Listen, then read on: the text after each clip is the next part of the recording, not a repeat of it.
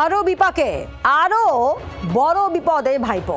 Siliguri cyber crime থানায় অভিযোগ দায়ের হলো। অভিষেকের ডিজে মন্তব্যের জেরে এবার থানায় অভিযোগ দায়ের করলেন শিলিগুড়ির সঞ্জয় সিংঘল।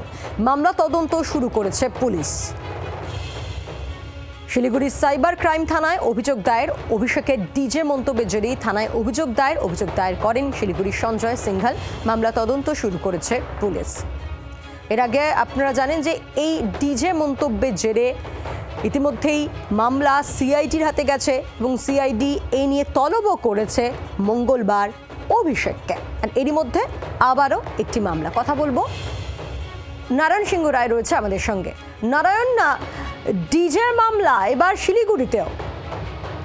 একেবারেই দেখো, এবার শিলিগুড়িতেও ডিজে মামলা, এবং এবার মামলা করেছে অভিষেকের বিরুদ্ধে। শিলিগুড়ির খালপাড়ার জনৈক এক ব্যবসায়ী সঞ্জয় সিংঘল, তিনি এফআইআর দায়ের করেছে শিলিগুড়ির সাইবার থানায়। আমি বলে রাখি, দিন কয়েক আগে মমতা বন্দ্যোপাধ্যায়ের বিরুদ্ধে এই শিলিগুড়িতে অ্যাডভোকেট, তিনিও এফআইআর করেছিলেন পরপর দুবার। এবার অভিষেকের বিরুদ্ধে এফআইআর দায়ের করেছেন খালপাড়ার ব্যবসায়ী। তার অভিযোগ যে ইলেকশনের আগে অভিষেক বন্দ্যোপাধ্যায় রাজ্যের বিভিন্ন জায়গায় যেই সমস্ত কুরুচিকর বা দেশ বিরোধী যে তার মন্তব্য, বিশেষত চুল্লি নিয়ে, শ্মশানের চুল্লিতে পড়ে দেবো 4 তারিখের পর আসলে, এই সমস্ত যে উক্তি, সেই সমস্ত নিয়েই কিন্তু তিনি অভিযোগ দায়ের করেছে শিলিগুড়ির সাইবার থানায়। তার বক্তব্য যে ইলেকশন কমিশন এই সমস্ত বক্তব্যের পরেও তাকে কেন ছাড় দিয়ে রেখেছে।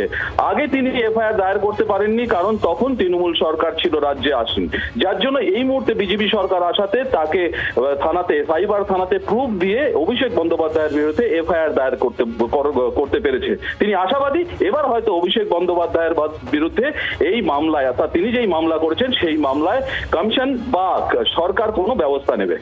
ধন্যবাদ।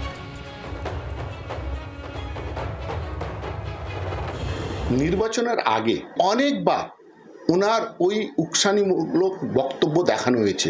ভারতীয় ন্যায় সংহিতা 2023 আর আরপি অ্যাক্ট 1951 অ্যাপ্লিকেবল হয়। আমি ওইটাই নিয়ে থানায় দ্বারস্থ হয়েছি। তারপরে আমি সাইবার সেলে গিয়ে ওনার বিরুদ্ধে এই অভিযোগ দায়ের করেছি। কীভাবে ইলেকশন কমিশন ওনাকে ছাড় দিল? বৈদ্যুতিক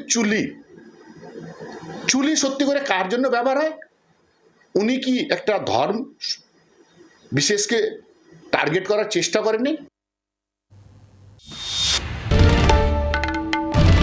বাংলার আওয়াজ, বাঙালির আবেগ, জি 24 ঘন্টা।